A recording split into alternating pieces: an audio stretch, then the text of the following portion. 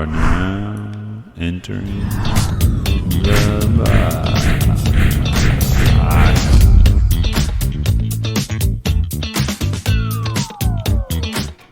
All right, Brad and Chris with Peerless Restoration and Cleaning. Welcome Inside the Box. Yeah, thanks. Thanks for having us. Be here. Yeah. So, Peerless Cleaning and Restoration. Give us a little breakdown of what that business is exactly. Yeah, so we're originally from Decatur. Started back in Nice. 1946 or 47, I believe. I always get those dates mixed up. But Harold Bird started it, and originally it was a dry cleaning business. So dry cleaning, area rugs. They clean lampshades, lots of draperies. Really? Huh? Yeah, and then some carpet cleaning, and then in 1978, my parents bought it, and it had kind of evolved into more of a carpet cleaning, residential carpet cleaning, upholstery cleaning. We're doing commercial carpet cleaning and upholstery cleaning as well, and the business grew over the years. Harold Bird had invented a vertical drapery pleater.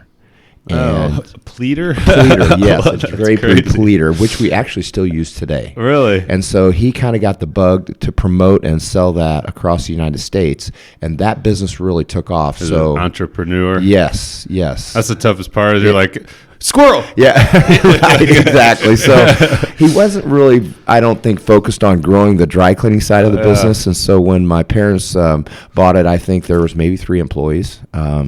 And then in 1980, they had a fire in the back of the dry cleaning plant. A dryer caught on fire.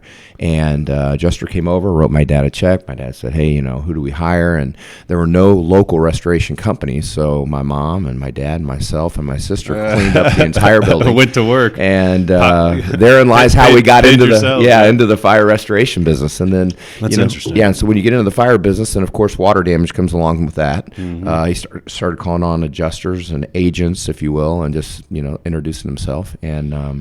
And the business continued to grow, and then got into mold remediation, which was big in it would have been probably the late 90s, early 2000s, indoor air quality. Was there a specific reason why it was big then? It was just with the way the houses were being built and circulation or something? Correct, yeah. And mold just became, I think people became more aware of it and started realizing there was a health hazard and things like that. That's probably back when they were doing all the like I remember I had vents on my crawl space, and I don't think they do vents on crawl spaces now. But it used to be you had to open them and close them, and otherwise mold grew and stuff. So I wonder if that's like around the time that they were figuring all that out. Yeah, it might have been. But and back then it was covered by insurance. So, so therefore, there were funds to remediate homes and buildings and things like that. Indoor air quality became a kind of a big issue with hospitals and assisted living centers. So we got into the commercial ventilation cleaning. So it just seemed like every 3 to 5 years we would add a new business line that kind of tied in with the other business lines that we had. Yeah. Back when the tornado came through Springfield, Chris. 06, I think. Yeah, right around then. Yeah, there's quite a bit of damage over here, and there wasn't capacity, so the adjusters that we worked with over in the Decatur area called and said, hey, could you come over to Springfield and help out a little bit? So we started doing some business here then, and then we had purchased a building on Ogden Avenue, which is where the ID Sign Company is. Oh, yeah, right over, yeah. And started doing business here in Springfield, and then, we were in there for probably 5 or 6 years, and then we purchased a property on Spring and South Grand right next to Troxel Insurance. Yeah. Yeah. I used to, Security Bank was right there for a while. Yeah. That's kind of by my house, where I grew up, actually. Yeah. So we have about 50 employees now. Wow. Fire, water damage, mold remediation, trauma scene, dry cleaning, carpet cleaning. We do commercial ventilation cleaning in hospitals. And then we have a contract with Boeing in St. Louis. Cool. So yeah, we do a little bit of everything. It's nice how when you can get one of those big clients that can it opens up crazy doors for you, either other towns or places, what I mean? And we have one down in St. Louis, and having one down there kind of led to a couple customers down there, what I mean? And then there's an opportunity somewhere else, Exactly. So that's interesting. Yeah, it's funny. Real quick before we get into this too much, I always ask my clients that are business owners, hardest part of owning a business. So you could store that one in the back of your head. We'll jump back into that at the end of the end of the podcast here. But It's interesting all that stuff happened and what it led to. You know, I'm a big believer that things happen for a reason. Sure. Whatever it is, and sometimes it's not good. Sometimes it is good, but right. There's usually a reason, and it's kind of interesting that, you know, some of that stuff happened and it led to like, hey, we need your help over here. Yeah. You know, and it was a bad situation. Obviously, people's homes got destroyed and hurt, or you know, but it's you guys were able to help. Right. You know what I mean? Exactly. So that's cool. Yeah, and then and what was really interesting is how my path crossed with Chris. So how many years ago did you own Finks? 19, 20 years ago. Yeah. What was it you owned? Finks Cleaners here in you did? Springfield. Yeah. Okay. Tell the story. I think it's a great story. I grew up here. I'm from Springfield. Okay. But I had gone away to college and then lived out on the East Coast. And moved back here in 2000, into 2002, beginning of 2003. Some health issues in the family, and so came back here. Didn't know if I'd ever end up back in Springfield. I certainly wasn't opposed to it, and I loved being back in Springfield. I've been back here 20 years now, but I came back and assumed a dry cleaning business that was in foreclosure. I was young enough and stupid enough to think, oh, sure, I could do anything, right? And actually, overall, it went fairly well. But I maybe had been back 6 months, was playing golf out at Panther Creek Country Club, and guys I played with had left. I was chatting with a couple of other folks getting ready to leave, and this guy comes strolling across the room, and I'm like, who is this guy? And what does he want? And Brad said, hey, I'm Brad Wike. I understand you just purchased this dry cleaning business. And he, as Brad does, he says it like it is. He says, I doubt you have any idea what you just got yourself into. And even then, as a side note, the world was becoming much more casual. Yeah. And so dry cleaning is even in 2003, like from 2003, and I sold that business in 2008, we saw the steady decline of revenue because the world's so much more casual. And then you fast forward to 2022, and you throw in a pandemic when everybody's working from home. Right. And so, but Brad was like, hey, if I can be of assistance, if I can be of help, so here's a competitor, right? Yeah. Who's offering to help. If I can help you with maintenance, if you want to come visit our facilities, Wow. talk to us about how we do things, I would be glad to do that. And I'm sure, I don't remember because I'm old, but I'm sure at that time I probably thought, yeah, who is this guy and what are his real motives? What's your angle here? Yeah. So I said, okay. He gave me his business card, and I'm sure he'll tell you his side of the story. So like 4 weeks later, I was like, is your offer still good? Can we sit down and chat? I need to learn some things from somebody who's been in this industry for a long time. And so that's how we became friends. And to your point, and it may be why Brad brought this up, neither of us believe that things happen by coincidence either. Yeah. And I think there was a reason our paths crossed that day. Now, I never thought that we would actually be sitting side by side, and I'd have the opportunity to help Brad, with his company. Yeah. And but here we are today. What's your actual position then? What is my position? I don't know. We deal with that a lot. I'm like, well, they do this and this and this. I don't know about your job. I don't know what that title is. So can I really? Tell him. Yeah. So in the summer of 21. I'm a little unique in the way I do things. Some of it doesn't make a lot of sense, but no, it makes a ton of sense. So, and we've known each other for 20 years. So and our relationship over 20 years has been a friendship, but we've also had a lot of business dealings in different ways. Brad was on our board of directors at Big Brothers Big Sisters when I was the executive there, and I think that's a time where we really got to know each other. Yeah, and Brad got to see how. Kind of how I operate and lead, if you will. Yeah, so let me jump in here. I've been on quite a few boards over the years, and I have not ever been real impressed with some of the executive directors and how they handle what I call donor dollars. In other words, I always felt like many of the boards I was on, the non-for-profits, the executive directors didn't run it like it was a business. It didn't make any sense to me. Yeah. And when I met Chris, we were practicing the Rockefeller habits and this one-page strategic plan, core value-driven company. So it's posted everywhere so our company can see it, and it's all right there. 1-year goals, 5-year goals, the whole shoot and match, SWOT analysis. And I said, hey, Chris, I would consider coming on your board if you'll just read this book. Let me know what your thoughts are. And if you're all in on this one-page strategic plan and running Big Brothers like it's a business, I will come on your board.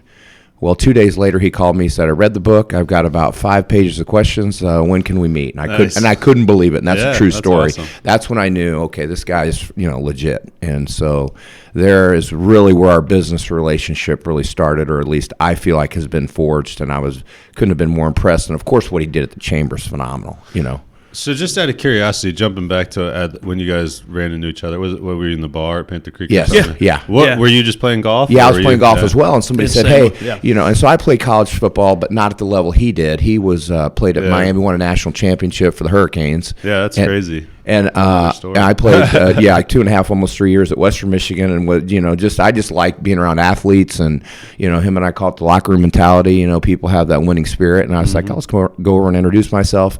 And I do believe that people's paths in life cross for a reason. For sure. But you've got to search for what that is. As long as you're open to it. Yeah. You're out there putting it out there. Yeah. So I just went over and introduced myself, and trying to grow our business network too as well in Springfield. And obviously the more people the more opportunity there is. And here we are today, which looking back, wow, unbelievable. I read this book one time called Tipping Points. Yes. Yep. And it's those one little thing where it changes everything. You go left or right. Right. You say hi or you don't. That's right. It literally puts you on a completely different trajectory. Yeah. Yeah. So he approached me last summer, 21. Yes. Yeah, June 21, said, hey, would you consider coming on board at Peerless? That was when you were at the chamber. Yeah, I was at the chamber. And been to the chamber, I guess, about 7.5 years or so around that time. And I said, sure, I'll think about it. And I said, so what might it look like? What would my job description be? And he said, well, you really won't have one. He said, your job description will be, I want you to come in here and look around all the corners and behind all the doors and find the stuff that I have overlooked or missed over the last 30 years and fix it. Help us grow our business. And then over here on the side, I've got, my son Matt really well, Brad's son Matt. He said, I've got Matt Wike. And he said, if you would help me raise Matt, that would be great too. So I've given him 23 years of my best shot, and he's frustrating the you-know-what out of me. So he laughed. He goes, are you serious? I said, oh, I'm dead serious. In fact, that might be more important than the other. That's hilarious. So I started right after Thanksgiving last year. Been there almost a year now, and it did a lot of calling on people from a business development perspective. Because of my years here, from growing up here, and then my years owning the business, running Big Brothers Big Sisters, and then the chamber, I have a lot of relationships. Yeah, I was going to say, hell, being at the chamber. Yeah, so, businesses. But I'm going to say, I don't know, 3 or 4 months in, Brad said, hey, look, you're already nostril deep into everything around Peerless and all of our people and our organization, and I was going to give you 12 months to get settled in, but since you're so involved in so many things, if you can kind of help us with this and anyway, and it's for me. Now others may disagree. For me, it's been a perfect mix of the things that I think I do halfway decent between being outside the company, calling on people, and building business relationships, and then being able to work internally on our organizational structure and with our people. And we're doing a leadership development. A weekly leadership development program with our leadership team and our up and comers in the company, and it's just been a great. That's awesome. It's been a good mix for me. Yeah, it's good to nurture that if someone's showing potential and stuff. Yeah, so hopefully we'll continue to see fruit from this. Yeah, that's probably a weird feeling, like having owned a dry cleaning business so long ago and then selling it, probably like, well, I'm never getting back in that business. And then all of a sudden, like, here we are, right? I mean, now it's much more, obviously, than dry cleaning, but did you ever think that would? No. Now, I will say over the years, Brad and I, would occasionally joke, Yeah. like it would be fun to work together because we did in some ways with Big Brothers Big Sisters as a board member and board chair. But I'm not sure what Brad thought. I'm not sure I ever thought that'll actually happen, to be honest with you. But it didn't take me long to think about it. I mean, when he asked me to meet him for lunch and asked if I would think about it, I said, yeah, I've already thought about it. Yeah. And yes. And then we'll figure out the details later. Yeah, and I know that goes against the grain of what a lot of people think and say. In fact, we are asked this question often. What's it like? They always say don't hire a friend or don't go to work for a friend. And we had that conversation. We did. I told him my biggest concern was I didn't want to jeopardize a friendship. It's a big risk. But we have always, for the last 20 years, as we've built a friendship and a working relationship in other ways, we've always been so brutally honest with one another. That's what I was going to say. About things in our personal lives. And in a lot of ways, I think I would say we've kind of mentored each other. No question about it. He probably could have chosen a heck of a lot better mentor than me on most issues. Well, we went through a lot of the same things, And but if you just find someone you click with, So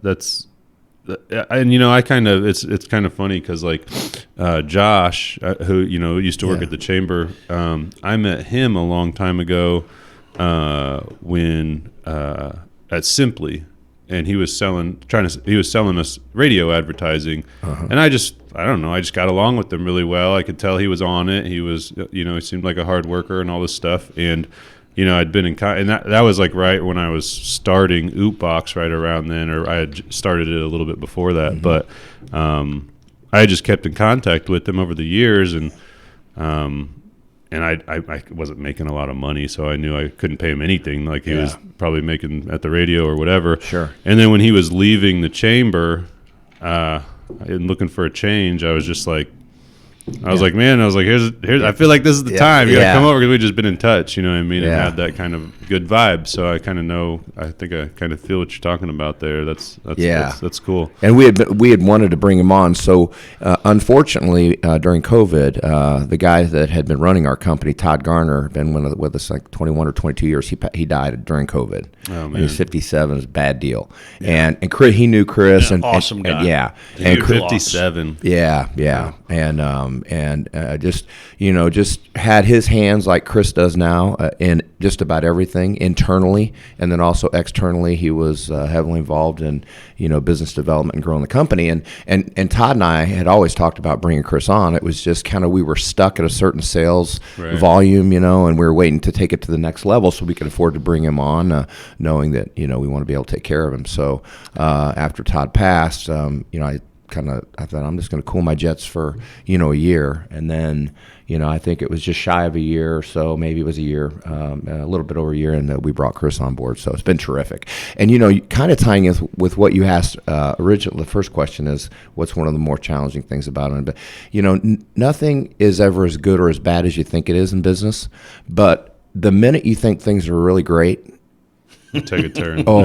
And I'm the most positive, optimistic. Glass half full or full. I'm not half full, but full. Type of guy. Yeah. And I think there was like maybe Chris had been with us now 6 months, and we were having a meeting. I said, "Man, things are really this is internally. Right. Externally, nobody would know the difference, right? Yeah. We're still delivering clothes that are pressed well and cleaning carpet and getting great reviews from our clients and all this stuff. But internally, we were an absolute disaster."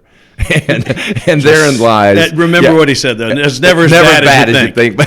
So I was like, "Man, what we have got to do you do mean something." though? Well, from an organizational standpoint, yeah, or we didn't have a lot of numbers, depth. right, we didn't have a lot of depth on our bench. We had no leadership. With the passing of Todd, it had taken about 2.5 years to really feel that. Right, he had his hands. He was mentoring a lot of people. Probably doing things you didn't even know. Had no idea. And And then we had a couple people, got sick and left. And just at the end of the day, I kind of looked around and there was nobody was really leading anybody. And so Chris came up with, why don't we look at doing a leadership class where we'd meet once a week for an hour and just read this one chapter. What's the name of that book we did? The 21 Indispensable Qualities of a Leader by John Maxwell book. Outstanding. Nice. So we read a chapter every week in advance, and then I just kind of facilitate a conversation. That's great. Yeah, it's kind of like this. Yeah. It's just a round table deal. Yeah, I like that idea. Yeah. 'Cause I read a lot of books myself that I'm like, man, I wish my team would read this, but I can't be like, hey, you guys are required to read this book. I need a book report. Or, right. But that's interesting. Like if they just read one chapter and we just have a brief conversation about it. And it's an easy read. I would encourage you to look at it. It's a really easy read, and I would say real life stuff. It is, and I'd say from the educational different walks of life. Okay, so we have technicians and cleaners, and then we've got Chris. Yeah, I bet you guys got a wide variety. There's a wide variety of folks in that room, but man, it's amazing what just sitting and having a conversation for an hour like that. You learn more about your people, number one, and I was really surprised at how open everybody has been. It's been really outstanding. Like it's hard to probably makes them feel comfortable to be able to talk about things openly more too and stuff. I think so. Yeah. Had your parents ever owned a business before they bought it? No, great question. No, they had not. My dad worked for Illinois Power, which is now Ameren, and he was in purchasing. He did not like the corporate, environment, and he was owned some rental properties, and he was pretty handy. And then my mom sold real estate, and so that would have been back in the late 70s. Interest rates were really high. They didn't have they had no money. People talk about interest rates now. I'm like, man, back then they were like 12% No or something. They were. I was like, I wasn't even alive, but I know that's how it was. Yeah, and so he had no money, and he talked to a business broker and said, I'd love to buy a business. Do you know of any businesses in Decatur that would be willing to sell a business on contract? And nice. So I think they gave him 4 businesses. He picked the dry cleaning business, and Harold Bird and him hit it off, and he was off to the races. So interesting. Yeah. So no real owning a business experience or managing a business. No. Isn't that interesting? Yeah. But he had some rental properties, you said. Yeah. So I mean, he obviously understood the concept of was revenue, a worker. Expenses. And, very much so. And he handled all the backs, the stuff like he would do all the dry cleaning in the morning. He'd clean the rugs and the upholstery, and so anything production related in the back. My mom would press the clothes and wait on the front counter, and then she also did the books. So they were kind of doing a little bit of everything together. How old were you when you bought the business? I was 30, I think 35-ish, so I'm 53, 18 years ago. Yeah, 35. Okay. And I'd worked in the business my whole life. So I really... Well, when he bought it. when he bought it, I would have been 8. Okay. Yeah. 8 Do you or 10. recall, tension at all of both of them working in the business and owning a small business? Yeah. That's all they talked about at the dinner table. It drove us crazy. What do we do today? The books aren't doing it. It's like, and my mom, if you knew her, I mean, she's a go-getter, man, and she'd be on my dad, about the employees or the customer. I mean, it was non-stop. Yeah, and I know his folks, and I can envision it. First of all, they're awesome, great people, but I see the dynamics today. It wasn't much different back then. I can see it. So, but it was. I mean, that's all it encompassed our family. Yeah. I mean, wow. And when I was a kid, my parents were never home when I got up, and they were never home when I got home. I mean, they were just always working. Yeah. Weekends, my dad worked every Saturday and sometimes Sunday. Fixing stuff in the plant. And I don't know how.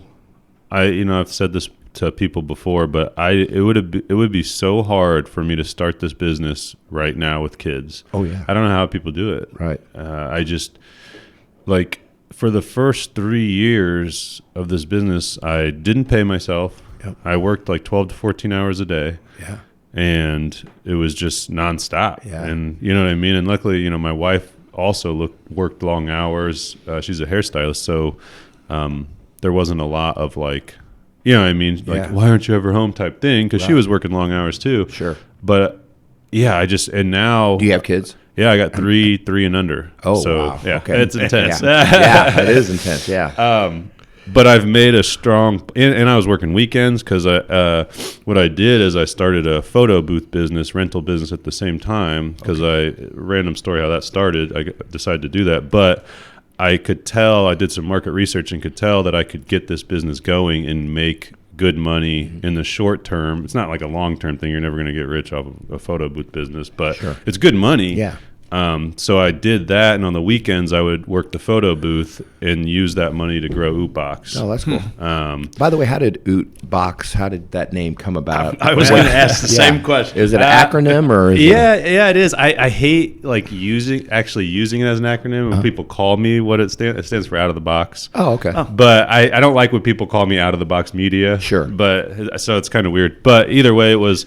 So I was at home in my home office, right over here on Providence, off of Old Jack. We had an extra bedroom, so I started it in there. And I knew I wanted the word media. That was the only word I could think of that had something to do with everything we were going to do. I was into photography. I was into videography. I was into graphic design. That was all stuff I just been into. Sure. Did you are self-taught, or did you go to school for that? I did go to school at Western for a little bit of that, but honestly, most of it I knew before I got there. Yeah. And no video, no video in school. That was all self-taught. Okay. But graphic design I started doing in high school. Video games, honestly. Okay. Back like little avatars, that everyone has on just regular nowadays on social media or whatever. Yeah. I was doing them on the computer for me and my friends playing video games. That's cool. And just kind of got into it from that. Yeah. But the media was the only word I could think of that kind of encompassed what we were doing a little bit. And I had turned my closet doors, there's two big sliding doors, into whiteboards. I worked at Ace. I love it. Yeah, I worked at Ace Sign before this, really? so I knew what we could do, and so I got some stuff from them, turned those into whiteboards, and just started writing on it, like what we were about, things I liked, the different services we were offering. I just covered these two. I wish I had a picture of it. I wish I would have taken a picture of these whiteboards. And one of the things I wrote was out of the box thinking. Okay. I just always liked that idea, like thinking differently. And that's what, in Springfield, like social media was just starting to like people were finally realizing like I need to be using social media. And even now, sometimes it's hard to convince them, but still. Right. Well, but we're always a little bit behind, and I'd been fortunate enough to travel. My brother worked for Microsoft, and I just been places and seen what was going on and was into it. I was joined Facebook back when you had to have a college email to even join it. Okay. So, yeah. But anyway, I was just sitting there looking at these two boards covered in writing, and one of the kept looking at the out of the box thinking, and I was like thinking of acronyms. I was like, oot. I was like, that's kind of funny. Kind of sounds funny. Kind of like Google sounds funny. You know? Right. And I was like, I'm going with that, and I always liked the idea of the box with the dot too. You know what I mean? So. So that's kind of where it came from. Awesome. Sounded like good strategic planning. Yeah. A bunch of things scribbled all over the whiteboards, and then make it all make sense. I knew nobody would know how to say it. I'm like, nobody's going to say this right. And people always say like "ot" or something, and I'm like, it's like boot without the B. Yeah. Yep. I like that. But I knew it would turn into a story every time too. And it's memorable for sure. Yeah. And speaking of Ace Sign Company, we just did a tour of that. What a cool place that is. It is cool, right? Wow. Great business. Unbelievable. So I had to do an internship to graduate college, and I didn't know where the hell to do an internship at. So I was just driving around and happened to drive by that place. Had never once even thought about the sign industry. Yeah. Like, somebody has to make all these damn signs out here. Yeah. So stopped in there. They ended up giving me an internship, hiring me halfway through it, and then I was there for like 6 years. And so I was there while they built out that new building, and then I worked in the new building for a year or two. So you were in the old building down at 4th and Mason, I think. Yep. Yeah. Okay. Yeah. Gotcha. So I was up in that little upstairs room there, and actually Corey, who's now one of the owners, but in the family, him and I started the national accounts division over there. Oh, is that right? Yeah. Okay. So we grew that to doing, I don't even know, over $1 million a year in business. Wow. And shipping signs all over the friggin' country. I had no idea they had such a national footprint. It's unbelievable, right here in Springfield. When I left, what's the statistic? We had shipped like 400 and some signs to like 300 and some cities in like 42 states or something like that. Yeah, it was crazy. It's pretty cool. And I kind of had a unique skill set because a lot of times if somebody's really creative, they're not like good people person or good with sales. Sure. And I've just always been, I delivered newspapers for 10 years. I was selling the subscriptions. I saw your... we saw your paper bag. Yeah, that's awesome. That's pretty cool. That's great. Yeah. So I had just had experience with that and then kind of got creative, I guess, a little bit more later on. So I could pretty much handle the whole thing. I mean, for the most part, and eventually was a lot. And they gave me a couple people to work with me and stuff. So awesome. it was cool. It was a great experience, man. It was super yeah. neat. You know, talking to subcontractors for installing signs and all these different things. It was you know, really their cool. neon shop is really cool, and Corey's doing that now. He gave us a kind of a And demo. they do crazy shit now, man. I It's know. crazy to see what they've done now. Yeah, very impressive. Yeah, it's really cool to see that, and for them to be local. You know, that's awesome. Yeah.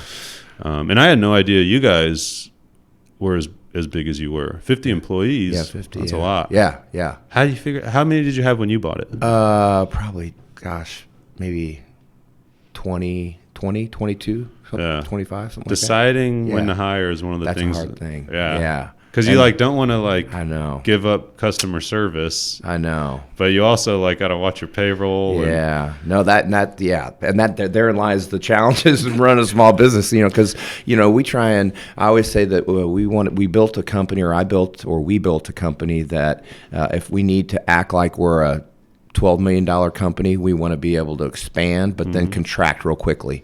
And because we're close to about a $5-6 million company, depending on, if Mother Nature delivers 6 to 8 inches of rain, then our business can double or triple, in 2 or 3 months real quickly. But then when that business goes away and you're back to just, doing your normal business of the day, so we have many of our employees are cross-trained in all of our divisions. That's good. But that certainly is a challenge.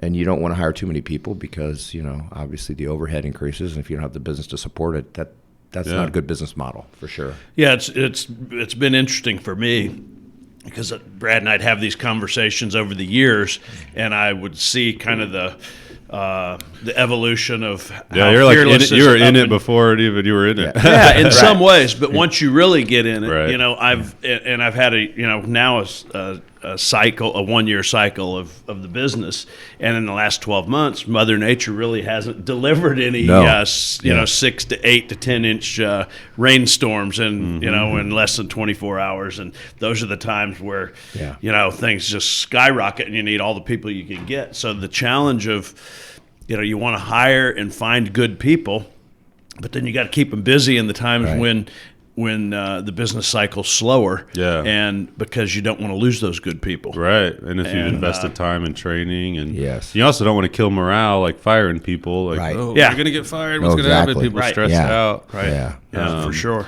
Well, and that's why I'd asked if your dad had owned a business or anything, because it's so much like learning as you're doing it. Oh, yeah. And if you don't have like a really good mentor that's done it or has a lot of experience, like my dad was very smart with some business stuff. Never owned, maybe like kind of did, but and my brother was really smart, so I did have some input from different people. But nobody had really owned like a full-on business with employees and stuff like that. Yeah. So even myself, like it's been a learning process, man. Yeah. And one of the things I'd say my dad was very wise at is he had me learn the business from the ground up. In other words, operationally, out in the field, cleaning carpet, sucking water out of basements, setting equipment, cleaning homes, packing furniture out, fire jobs, cleaning contents in the warehouse, maintaining the equipment, doing all the air duct cleaning like at Decatur Memorial Hospital back in the 90s, be 90, 94-ish, 95.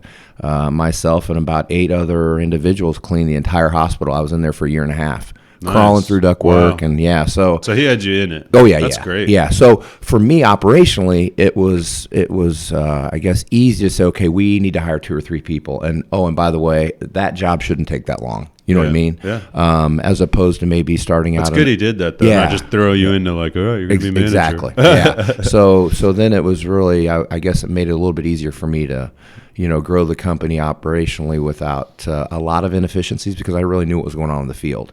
And then I'd be on every job site. Whereas if I'd have started as a sales individual or somebody just in the office, I wouldn't have had any idea what was going on. So it's worked out well. And I will just, double down on that because he's done every job in the company.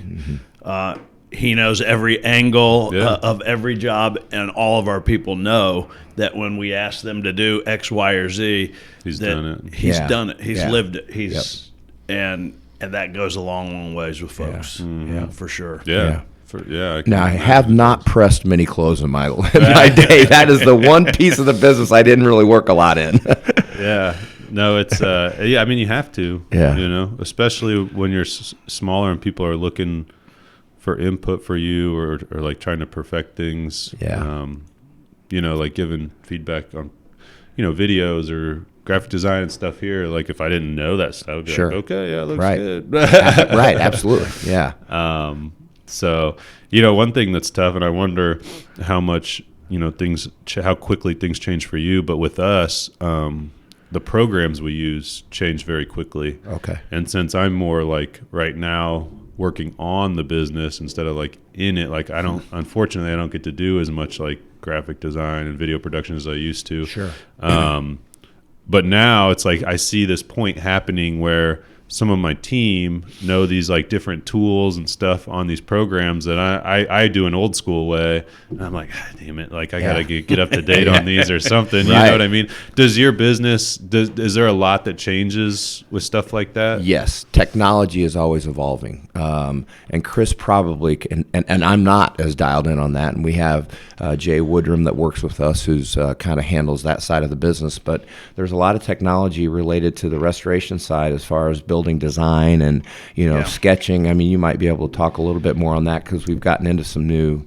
There's in every industry, right? Technology changes as soon as you think you have it mastered. It changes on you. Yeah. And again, all this is still somewhat new to me after being there a year. And I will say one of the other things Brad does really well is he invests in our people, in our employees with training.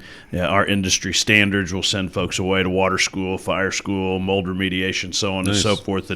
And he wanted me to learn those things and be certified in those things when I first started. And so I spent some time away at school, which was awesome, by the way. Yeah. And, you know, people... Yeah, because now when he goes and he meets with the facility director, it's not, Chris from the chamber. Right. I mean, he actually knows. I mean, he could run a mold job now. He could run a commercial water job, and he has been. He's been on job sites, so yeah. Yeah, and there's a lot of science behind all of those different divisions in the work that's been done and certain standards. And so one of the things that I'll tell folks who ask me about the business is you have to be careful when you're choosing a restoration company to do a water job in your home, because if it's not done to standard, if it's not done correctly, and a lot of that involves using the right technology, the right equipment, then 2 months later you're going to have a house full of mold because it wasn't done correctly, and so on and so forth. But yeah, there's a lot of technology.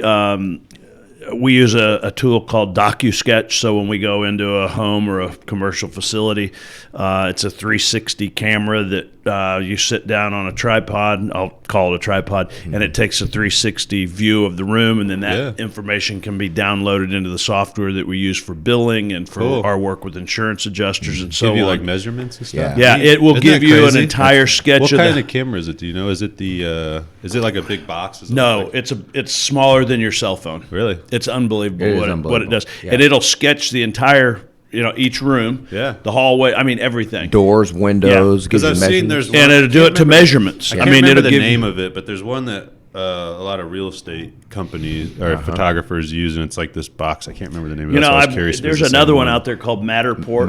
That's could be Matterport. Yes. So DocuSketch is, the similar tool as Matterport. Yeah. And, so for a technician, when it comes down to billing a job, a sketch has to be done and put into the software that is used, especially for insurance adjusters and so on.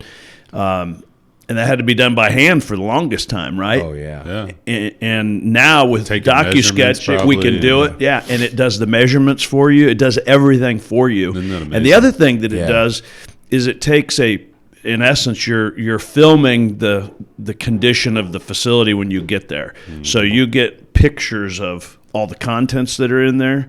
You get, the measurement of the room. You get the picture of what is damaged and what is not damaged.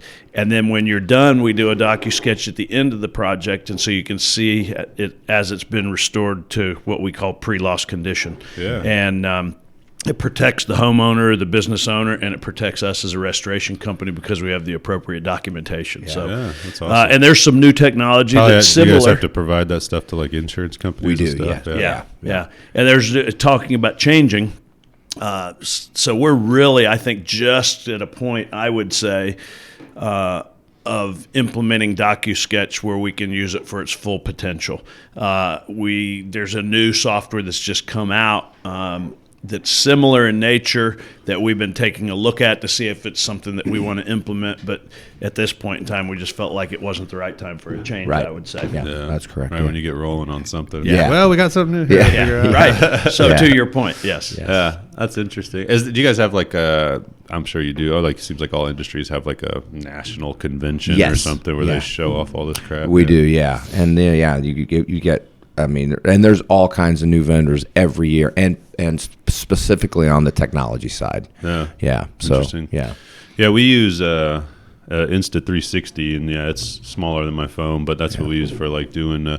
We're Google Street View certified, so we could do like Google Street View, but like go into your business and walk through it. You know what I mean? If you want people to be able to come into your business and look around.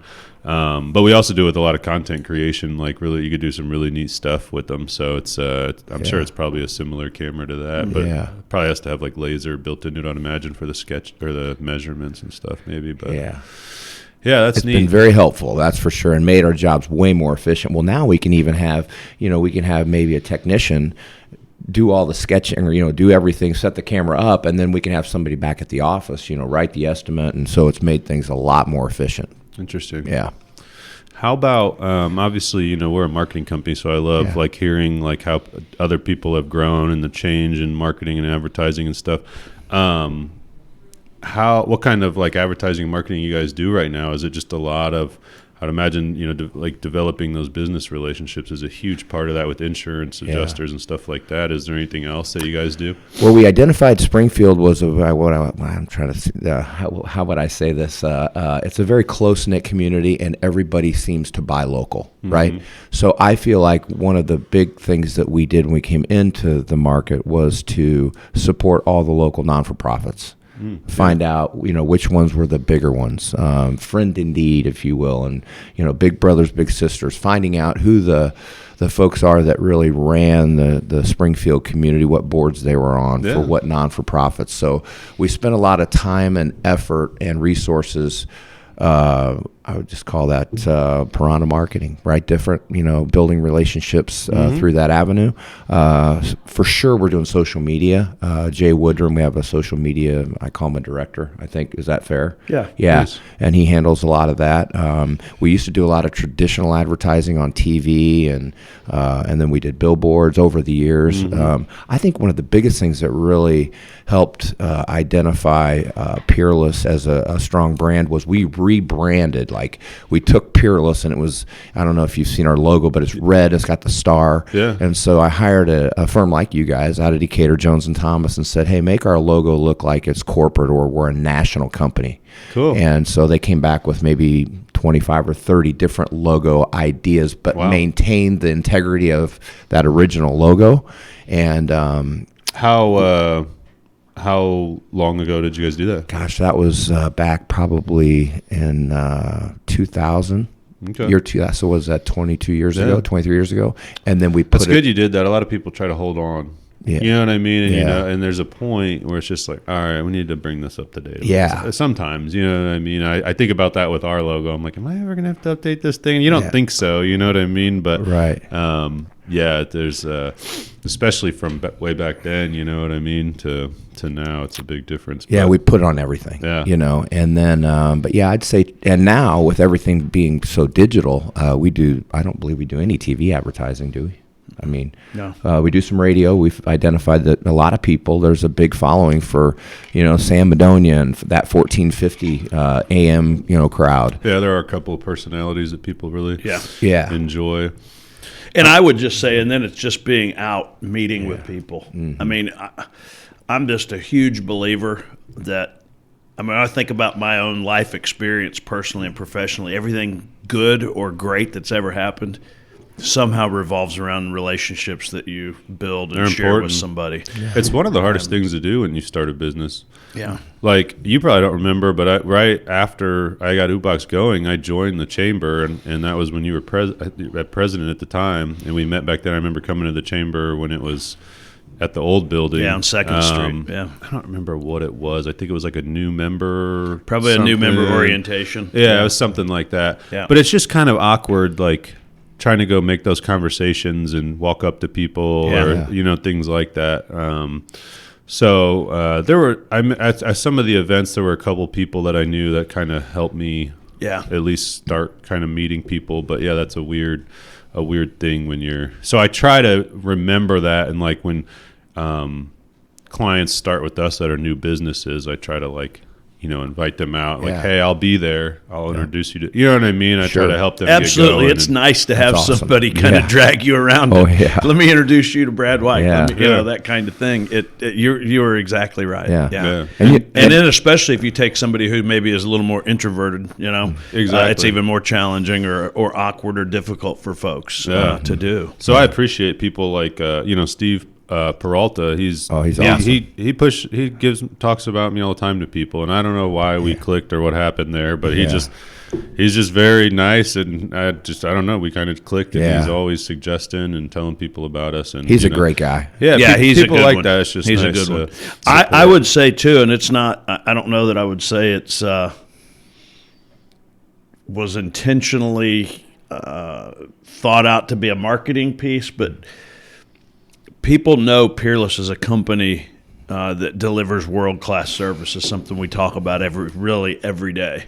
It's one of our core values, and Brad's built a company on core values, and it really defines who he is, who the company is, who our people are. And we talked about this recently with Steve Thomas on the customer service little feature. We get feedback almost every day. We got an email late yesterday afternoon. Actually happens to be somebody that I used to work with at the chamber, and we've done carpets for them, and we're also doing a bid on something else for them right now. And I know this person really well, and they're not going to say it unless they mean it. And she took the time to call into the office and say, "Hey, I just want you to know that AJ did a awesome job." Those were her words. That's awesome. And, so good to get feedback. And we get that, and then we pass that along to all of our employees whenever we get that kind of feedback, because, and they were doing this long before I started at Peerless, but I'm kind of wired that way too, is, when you hold people up for doing things with excellence internally and celebrate what folks have done, it not only honors that individual, but it inspires that kind of customer service in our other folks. Yeah. And, I've talked to people, over the last 20 years who know Peerless, who've had a water job or a fire at their place of business or home, and that's all they talk about is the service that they delivered. Awesome. So this word of mouth of this is a company that is going to deliver what they say, and it's that tough they too. do great service for folks. It always seems like getting a bad feedback or a review is so much easier than getting a good one. Oh, without you know what doubt. I mean? Oh, And yeah. most are good. I would imagine for you guys. Right. That, 98, 99% of them are probably great experiences. Yeah, we'll get a bad one on we occasion, do. and we We're not agonize perfect. about Oh, it's terrible. It's agony. And we do everything we can to just say, we're going to right. make it right, or we'll just refund the money. We're not going to argue with you, and because Right. we realize that, because we aren't perfect, right? And unfortunately, some of our folks that are out in the field aren't having a great day at home when they come into work that day, and therefore, whatever happens. But the one thing we can do is refund the money and just say, hey, ask for forgiveness and move on down the road in hopes that they don't tell 20 people how terrible it was.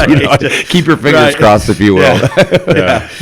Brad was talking the other day in an internal meeting. He said, when you think about a job that we do, a restoration job, or really any job, you think about the circle of service, and you can get 9 out of 10 things right, but if you miss the 10th item, and it could be one thing that's totally unrelated to clean carpet, right? Yeah. Like they could have the cleanest carpet, but we mishandled the bill or the quality check call, or maybe we backed into their yard on the way out and our guy didn't know it and we left a rut in their yard and they think we did it on, it's that kind of stuff. And like you said, as soon as you get one of those, folks, that person tells 10 people, not just us. So but that's the case with any business, right? Oh, for sure. I don't know of any perfect ones, right. Yeah, but I think a everybody agonizes about those things. I mean, we've had a misspelling on someone's post or something. Yeah. Like, that makes me look like an idiot. I'm like, we'll change it. We'll change Sorry, it. We're human. We're pumping out thousands of pieces of content a month. You know what I mean?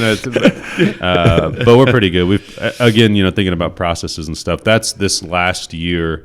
We've very heavily focused on our process and how that works and making sure everything gets done and done correctly. Sure. And implementing software to do that. Because the way that we do things, there's no perfect software for us. We've tried them. Sure. So we started using this software that you can customize, and it's been very good. There's still a few flaws in it, but we give them feedback and they make updates and stuff like that. So that was a big project that Josh has been working on, and I think we're just finally getting there to where now it's like, all right, let's pour some fuel on the fire. Sure. You know what I mean? Yeah. Because you want that process right. So again, you don't lose that quality of service. Absolutely. Yeah.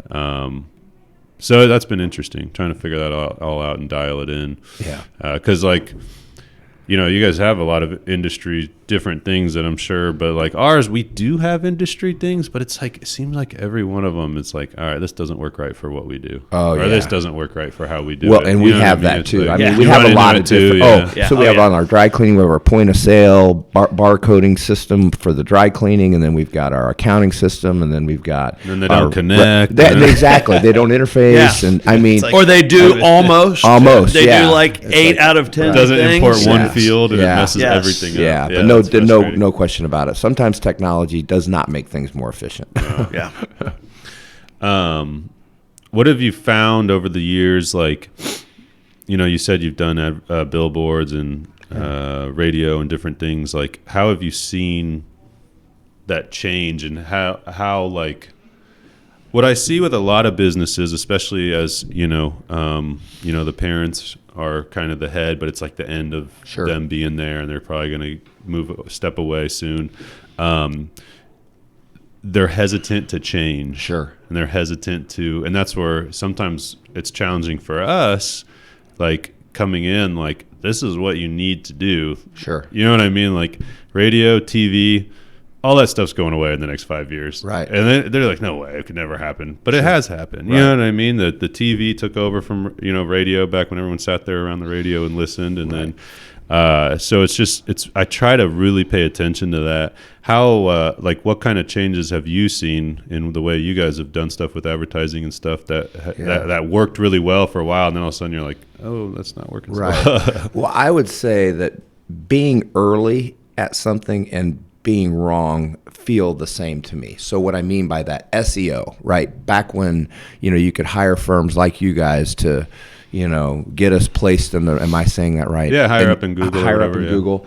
I mean, I feel like I spent a lot of money for that to happen, and we got zero business out of it. Yeah. So when I say being early and being wrong felt the same at that time. Now I would say, we track our referrals, and I'd say one in three A lot of places don't. are Google referrals, Yeah. which Really? blows me away. That's great. I mean, Yeah. where before it was, Found you on the internet. Yeah, found you on the internet. I'm like, it blows me away. Yeah. And so, which means that the dollars we're spending, we're probably, we're spending a significant amount of money on that Google placement, and then there's some premium Google deal, advertising, or whatever that is that Jay got us. We had to have a background check done on me and all this, but it places us at an even higher level on Google, and it's working. And so we've certainly seen that evolution, and I'm glad And that's great, because those are people looking for you. Correct. You know yes. what I mean? So yeah. it is important to have good placement on there. It's tough when you offer a lot of services, though, And that's what to he get said. that placement. Yes. I have, various customers that offer all of these wide variety of services, and it's like,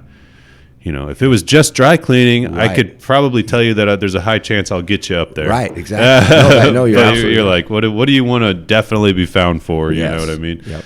And then obviously Google Ads is completely different. You're just paying to be at the top specifically, but that Yeah. organic placement on Google, and it's frustrating because there's so many companies like ours that come in and tell clients like, oh yeah, we can get you there for this yeah. price. And I'm Yeah. like, Yeah. they can't tell you that. Right. There's no exact thing you can Yeah. do to put you at the very top of Google organically. And that frustrated me early on, because we had hired a firm out of the St. Louis area that did exactly what you said, and nothing happened. Yeah. And it was like, okay, well, can you guarantee me? Can you refund me the money? You know what I mean? Right. Like, if you have water in your basement, I'm going to guarantee it's going to be dry when I walk out of there. Right. Okay. And if it's not, you don't pay. You don't pay for it. Yeah, exactly.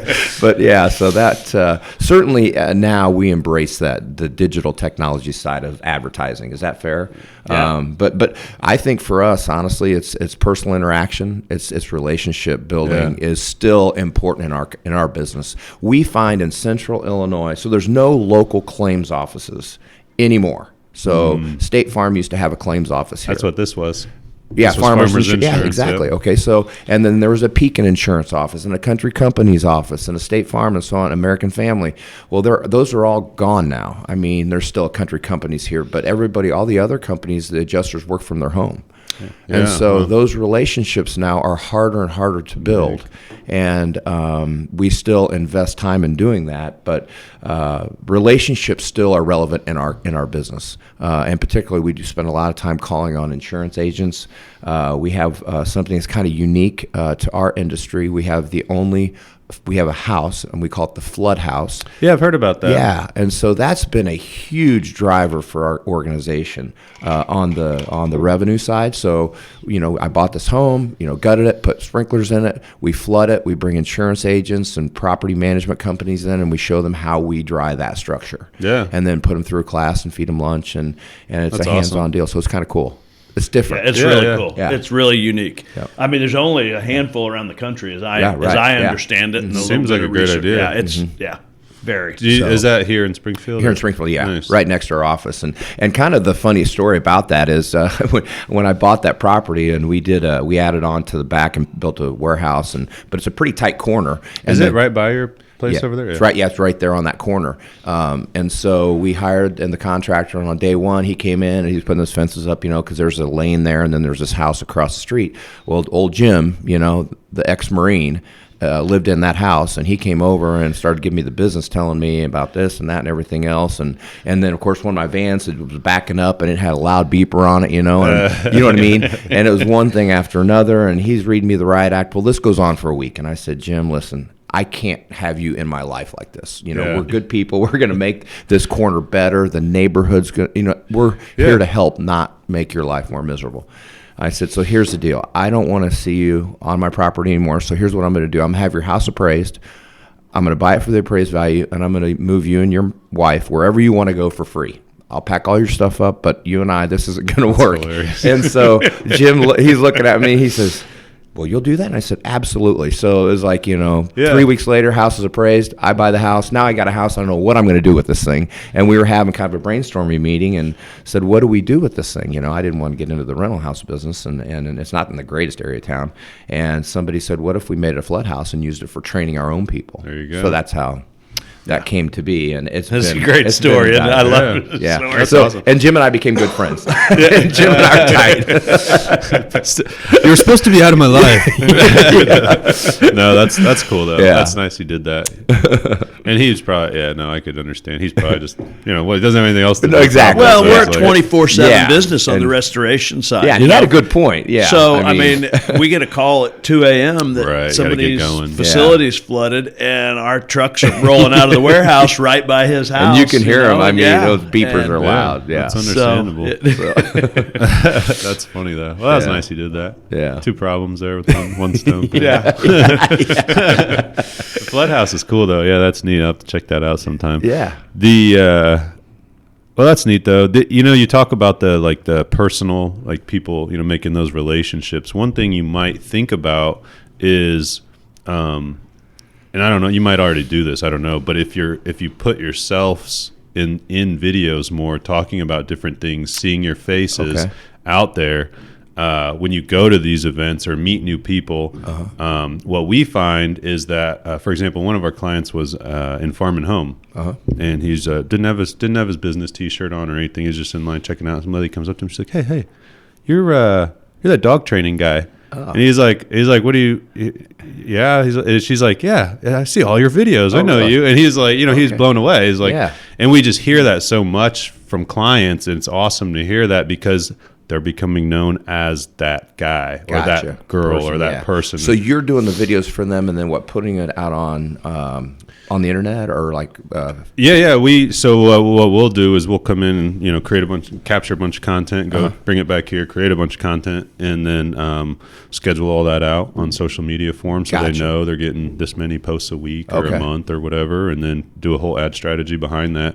But I do see you guys have some videos that looked good. Yeah. Okay, cool. But just something to think about. It creates that personal connection without ever necessarily meeting them. But then when you do, they feel like they know you. You know what I mean? Sure. Yeah.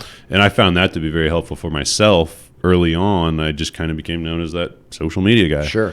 So people reach out with questions or whatever, and obviously that opens up opportunities sometimes. No, it makes sense. And I'll tell you what, I'm fascinated by TikTok. Okay, and people laugh at me. It's I a beast. but I am. But I had, and what I mean by that is I love to cook, right? So got into the cooking ones on there. Yeah, the cooking ones, and I like to hunt. So, anyways, the things that I like to do.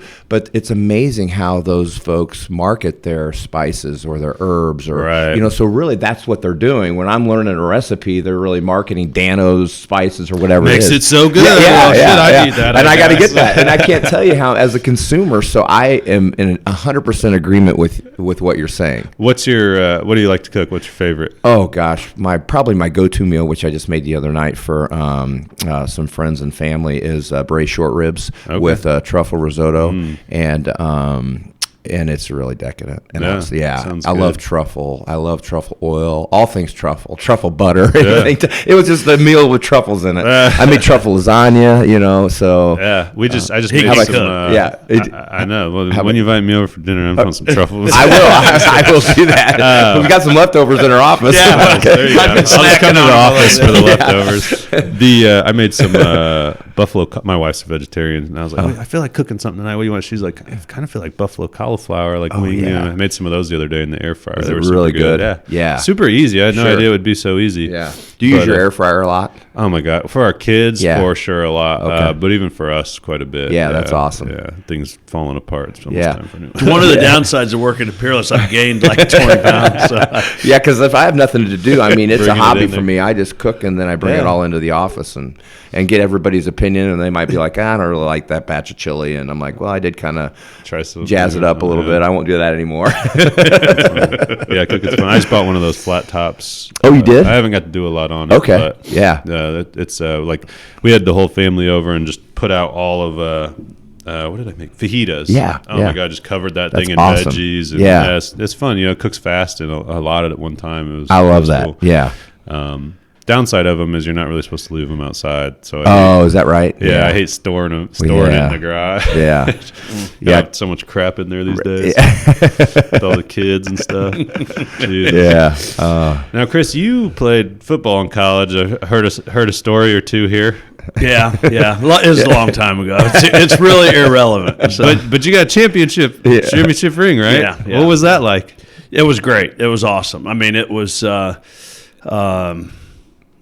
It was just a sense of great accomplishment, really as a part of a team, you know, but individually too. How long were you on did you play? I played all 4 years in college. Nice. So, I grew up here. As I mentioned, I went to Griffin High School, SHG now, and then was fortunate enough to, get noticed and get recruited and went to University of Miami back in the early 80s. So I played on the first national championship team in 1983. Wow. That's awesome. So, it was I'll tell you, we're talking business today as well, obviously. And besides my dad, who was a business owner, our head coach was a great visionary. And some of the lessons I learned in the 4 years that I played football are some of the very lessons or the very things that I do every day.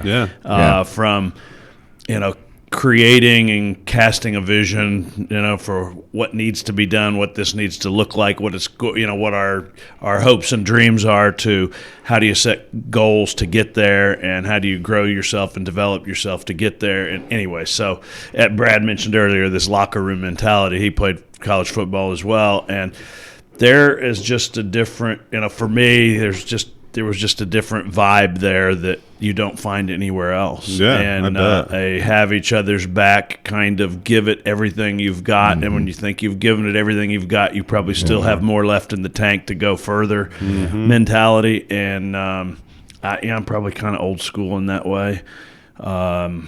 But it was a great experience. I bet. That's and the awesome. best part was There's just not many people that get right. that. You know what I mean? In their careers. Or maybe the college coolest or part about it was all my family we played in the Orange Bowl that year, which happened to be our home stadium. So it was like a home game for us. But so my mom, my dad, my 3 brothers, so everybody got to be there. Wow. So it was a really. To That's me, awesome. the coolest part about it was celebrating it with. It was great to Afterwards, celebrate with my teammates, but it was even better to have my whole family there and to be able to, like, go hang with them that night when the game finished. And I can't imagine. Yeah, that's so cool.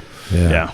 Yeah, I played a little bit of basketball in high school, but not like, well, growing up into high school. But yeah, that's really cool.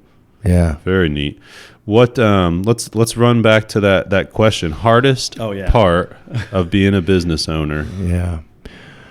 Well, I think finding and hiring the best people and then keeping them. That's a real challenge because really everything we do has to be done through people. Mm-hmm.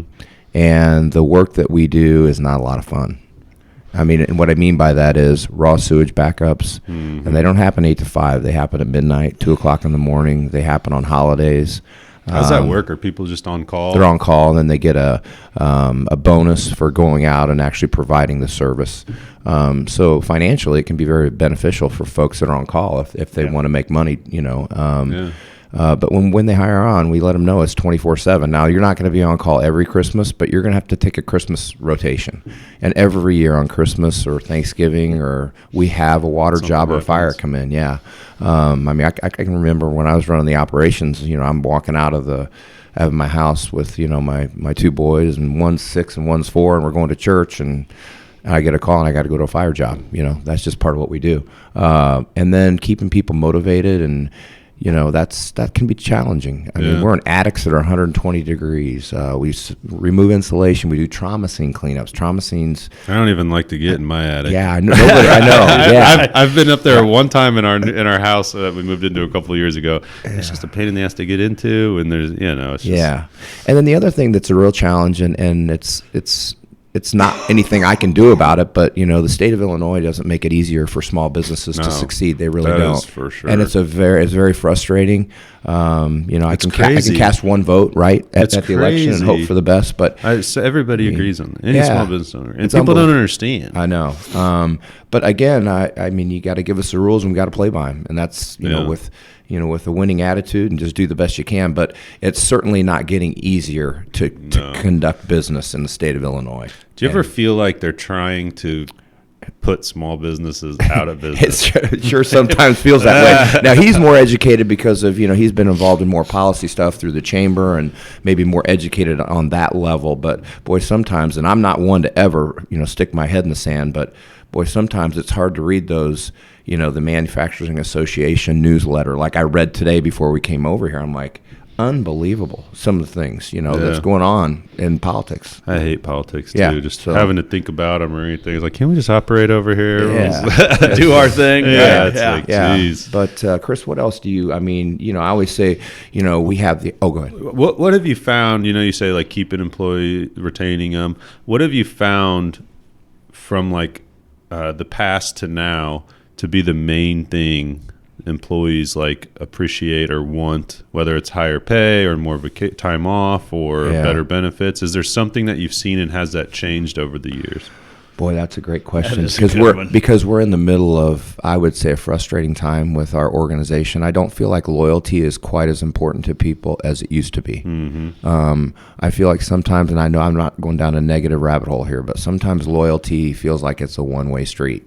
Right. And so what we've tried to do is always be there for our folks, and help them out when they need help and give them time off. I mean, gosh, 20 years ago, there was no such thing as paid time off in our organization. You know what I mean? You had, 2 weeks vacation, the end.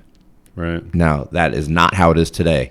Right? Am I correct in that? I mean, I can't tell you how many of my employees are off, and sometimes it's paid and sometimes it's not. And, it's just hard to get the workforce today. Managing the workforce today is unlike anything I've ever experienced. Mm-hmm. And it keeps evolving and changing and becoming more difficult and challenging. Because when we're delivering promises, right, and we're out selling and talking to people, I mean, we've got to have those people on the bench that are ready to go when we need them, you know. And oftentimes, and I don't know where the people went either. Like the people that we were hiring 5 years ago aren't there today. I don't know. And every industry's experiencing the same thing, right? We all hear it from healthcare to restoration to it's everywhere. I hate to say it, but I think a lot of people have learned how to game the system. Yep, I agree. And not absolutely, or work very little, or work it without the government knowing, right? Under the table type stuff. Yeah. You know, we did a 30% pay increase across the board a year ago, non-merit based. Okay. Wow. Because of wage compression. The people that we were hiring at $17 an hour, you know, now we had to hire them at 20. Well, the people that were at 20 that are, you know, have been with me 10 years and are, you know, leaders had to go to 23, 24. They're like, well, what the hell? I've been here. Yeah. So, I don't know the answer to your question because it's still evolving. We're still trying to figure that out. I feel like we do more for our people today than we've ever done, and we just did an employee survey. So we asked our people, what do you think? What do you think about us?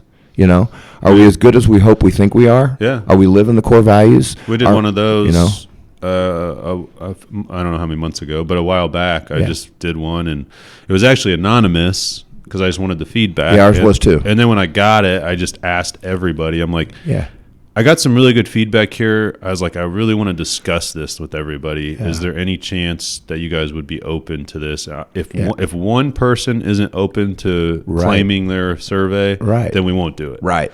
I said, but if everybody is open to it, I would really love to talk to you guys about this. And what was the feedback? Yeah, me too. Did they agree to do it? Well, the number one thing was more paid time off. Yeah. And they got more paid time off from it. So it was just good. I didn't know. You know what I mean? And I try to encourage, like, talk to me. Sure. Like if you're having problems, if you're not happy with something, if, you know, like you guys were talking earlier about, you know, your friendship and you didn't want to lose that. Yeah. Well, like I always said to the team, I'm like, everybody here is in a relationship. Right. Like whether you know it or not, we're in a relationship. And in relationships, they don't work unless you talk. That's right. Yeah. So if it's bad, if it's good. And I was actually, I got this feedback from my team, not in that survey and at another point, but I didn't realize it, but I would focus on the negative things, and I didn't praise the positive enough. Gotcha. And I didn't realize I was doing it, and it was brought to my attention, and I was like, oh, shit. You know what I mean? Like, I'm glad. Yeah. But I grew up like that. Sure. Like, my father would always, and I actually like it now because I'm always prepared. I always say prepare for the worst, hope for the best. Right. So anytime I had an idea or anything like that, I would go to my dad because I knew he would tell me all the negative, like possible things that would happen, and then I could plan for them. Right. And that's, I mean, you got to do that. So, and I'm really hard on myself. Also, I hold myself to a very high standard. So it was more like if there was an error in a post or a piece of content, like I'd get upset about it, you know, and I would talk to the team about it and blah blah. But it was always when it was negative. Sure.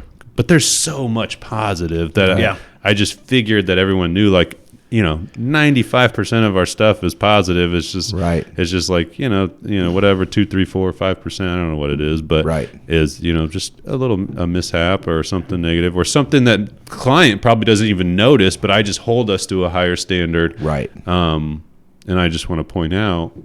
So I've tried to pivot that, you know what I mean? I'm like, I was very glad it was brought to my attention. I try to give more praise over the good stuff. Yeah. You know, along the lines of what you're talking about, one of the things Brad says a lot, and I completely agree, and I think I've tried to do this throughout my professional life, is to praise people in public, and then when there's areas for growth, those things happen in private.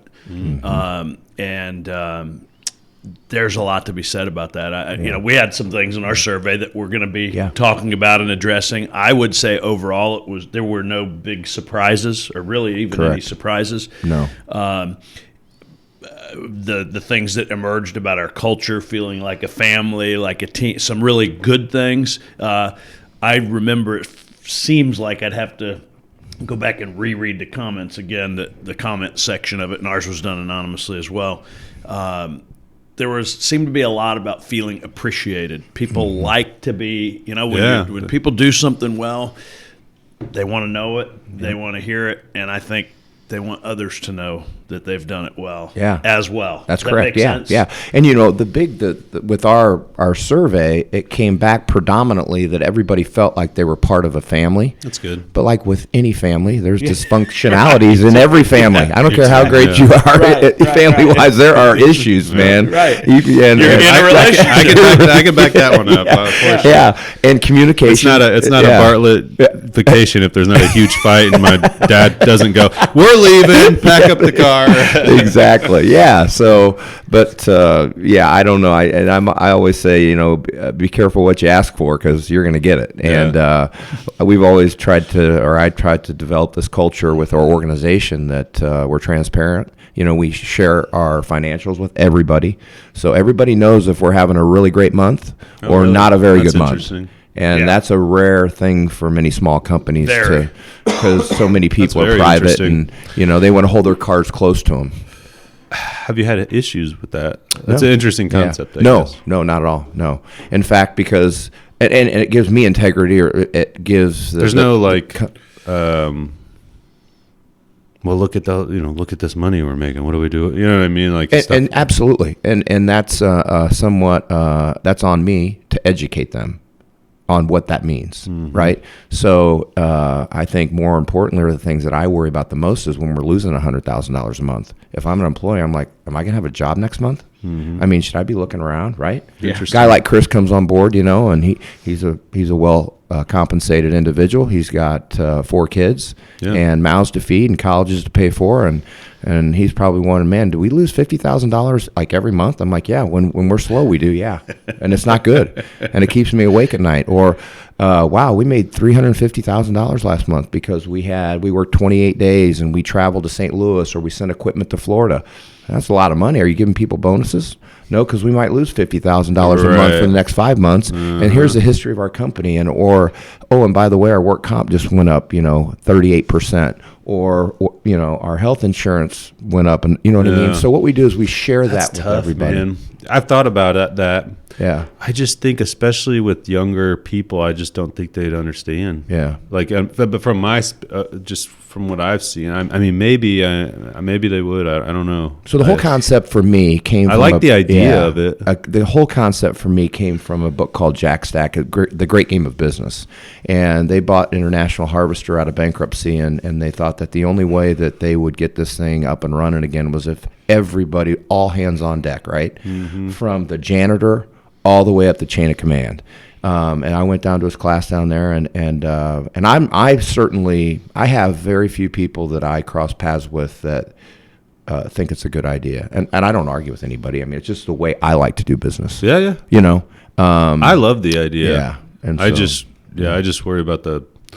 Yeah, that's interesting. Yeah, so it's been a good thing for our company. In tough times, I think it does. It causes division managers to think differently, make sure that we're not paying overtime for things that we don't need to be paying overtime for. Do you pivot your advertising heavily on what services you're advertising? I would think. Like when there's no crazy storms, or like you said, there's Mother Nature hasn't done anything. It's like, correct. Well, there's a lot of services with the duct cleaning and all that stuff that you could just push super heavy when that's not going to try to make up for that. I think we do. I think Jay does some of that. When we have big rainstorms like in the spring and things like that. I think he'll increase some of that. The advertising. That's what I would think. That it would just be like, when this is happening, right? If you're a roofing company and a hailstorm just happened, you're like. All right, let's go.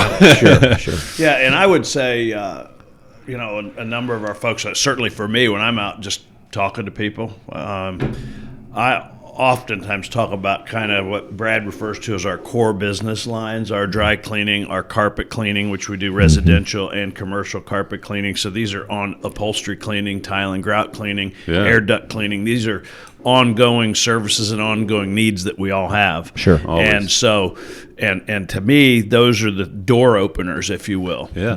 What I kind of refer to as our retail, if you will. Right. It opens the door with people. If we're doing your commercial if we're cleaning your carpet in here, your tile and grout, and I don't want a pipe to break, but when it's below zero for 4 days this winter and a pipe breaks, you're going to know who to call to come make that right for you. So And that's kind of why. So we do a good bit of that. Yeah. That's good. Yeah, that's kind of why, like, when people have like random social media questions or something, like, I still tend to like answer or whatever, or talk to them about it. But sometimes it's frustrating because that person, like, this person's never done any business with us. They keep asking me a lot of questions, though. But at the same time, it's like, well, maybe when the time comes, like, if they keep asking questions, eventually, they'll need it or lose somebody or whatever. Like, how much of your business grows because of word of mouth? A big chunk of it, or a little bit? It's actually pretty funny. I never, until a few months ago, we never had a salesperson. Okay. And everything was pretty much all word of mouth. Okay.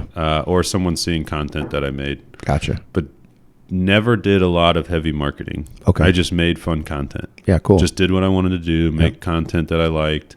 And then really just clients, man, like, the word spread. I mean, a lot of business owners know each other from networking and stuff. And, when you increase someone's business 30-40%, that they're going to tell some people about it. Yeah, that's awesome. And I hate putting numbers out there. I usually never, like, well, what are you going to, can we expect from this? Right. That's a different conversation. Like, let's talk what you expect. What's your ROI? Right. And I'll tell you if it's realistic or not. But I don't want to guarantee, like, hey, we're going to grow your business 40%. Sure. But, I mean, one client stopped with us because they were too busy. They couldn't get enough people to work there to do it. Awesome. And I mean, it's not everybody, That's awesome. but you also have to give it a chance. Mm-hmm. You know what I mean? Sometimes clients start and they're like 1 month in, they're like, oh, well, nothing's happening. And I'm like, give it 60, 90 days, man. It's marketing. You got to get that flow going. It's like business development. Yeah, it takes time, and you know what I mean? But you got to plant seeds, you got to water the seeds, you got to follow up on them. You got to. I always tell people consistent content and consistent advertising of that content, and then you become known as the guy or the girl or the company. I agree. Whatever, so and I think everything that we do, and particularly with our brand, it all builds on each other, right? I mean, from our van, you might be driving behind our van, and you might drive by my office, or you might see a carpet cleaning van in your neighbor's parking lot, or then you might see us at a SHG event, or whatever it is, right? Or at a chamber event where we sponsored the other night at LRS, they had the shoes. Shoes that was crazy. That was a big turnout. That was a huge turnout. Wow. We were one of the sponsors with Masco on that, and I think it just it all adds up. It does. You got to do a lot of things for sure. Yeah. And this guy knows a ton of people in Springfield. It's unbelievable, How would you think your business now, if you had to, and if you want to answer this, you don't have to, but if you had to put a percentage on like Springfield compared to Decatur, is Springfield becoming larger than your Decatur? It's starting to, it is. And for a lot of different reasons, because Decatur's had a tough go, right? Mm-hmm. A lot of people have left, and over the last 15 years, I'd say 35 or 40% of what we called our high-end retail customers, the people that lived in the higher-end homes that worked for ADM, 80 of those people moved to Chicago. Oh, wow. Tate and Lyle moved to Plainfield. Wagner Castings is no longer around. If it wasn't for the hospitals over there, they're some of the largest employers of people over there, but those folks are gone now. Yeah. And so Springfield is definitely getting very close to being bigger than Decatur. And I would say in certain business lines, it is without a doubt, and they're the higher, maybe revenue drivers for a company. So it's awesome. And we serve folks outside of those. Brad mentioned the Boeing work. Yeah. So if you look at a map and you got Springfield and Decatur, you could draw a big circle around that. Probably. What's besides the Boeing stuff in St. Louis? What's the furthest you guys have really gone? Well, we have gone. We've traveled for hurricanes before. Okay. It's just hard to make money. Believe it or not, there's a lot of business down there, but you're paying per diems in hotels, you're working in environments you don't necessarily know about, and where you're going, and there's just a lot of obstacles that sometimes. So we'll send equipment to the hurricanes, and that equipment will get rented out by other companies, and we'll split revenue with them. Back when mold was really big, we were working with doing all the Walmart eye care centers and the pharmacies. Because the way those buildings were designed, they were improperly. There was moisture being caught between the drive-it exterior and the inside of the drywall. Oh, wow! And so we traveled to North Dakota, South Dakota, Missouri, all over. Now I would say 80% of our business is within 100 miles. Yeah. That's awesome, though. And St. Louis, we have a partner down there called Woodard, and they're a really large restoration company. We kind of have the same values in the way we treat customers and the way we provide service. And they don't do commercial ventilation cleaning, so we do theirs for them as a subcontractor. Nice. And then they got hit with 10 inches of rain about, 2 months ago. Yeah. And I remember that. Yeah. And so we did a large. We had a dealership down there. And did you? We were like that. We were supposed to go down for. We're like, I think they're underwater. Yeah. But we're the most efficient, and we're really good. I'd say within 2 hours of our Springfield and Decatur locations. Wouldn't you say? Yeah. We do a lot of work in Peoria. Yeah. So yep. Yeah, I hadn't even had a chance to tell you. We're just literally as we were getting ready to walk out of the office, got a call from somebody up in Moline who has could be a large air duct cleaning. Oh, good. Job. Okay, yeah, and very nice. So again, the name recognition and the word on the street, if you will, because others who've had air ducts done passed our name along. Yeah, and we're members of this group called Restoration Affiliates, and it's a national organization with some of the largest independent contractors. And so, if they may have agreements with large property management companies, and they're in, say, Phoenix, Arizona. Oh, yeah. They have a building in Moline, and they'll call us and say, can you go up there? So that's awesome. Yeah. Well, it's a great story. I love hearing businesses grow and doing well and providing that many jobs. Sure.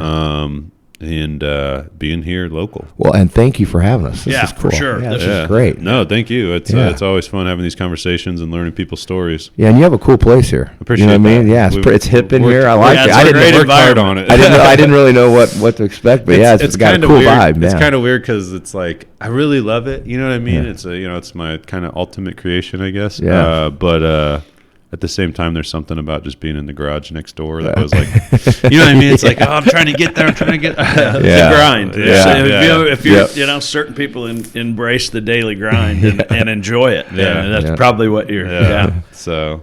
Yeah, I always joke around. I was like, I'm gonna put a desk out in the garage here, so just work out there every once in a while. Oh yeah. Well, I'll tell you, we never forget our roots, and when we were grinding back in the 80s and early 90s, we ran all the businesses out of this small little dry cleaning plant in a fire building that is about the half of the size of this building, and I don't know how we did it. I don't either. Knowing what I know what we have today, we have 25,000 square feet of warehouse space and vaults and forklifts and high tech stuff. And back then we had none of that, Isn't it crazy? Yeah. I know we did all of the stuff we're doing here in that, and this is like 7,000, 6,500, 7,000 square feet, something like that. And we were in like 1,200 over there. Right.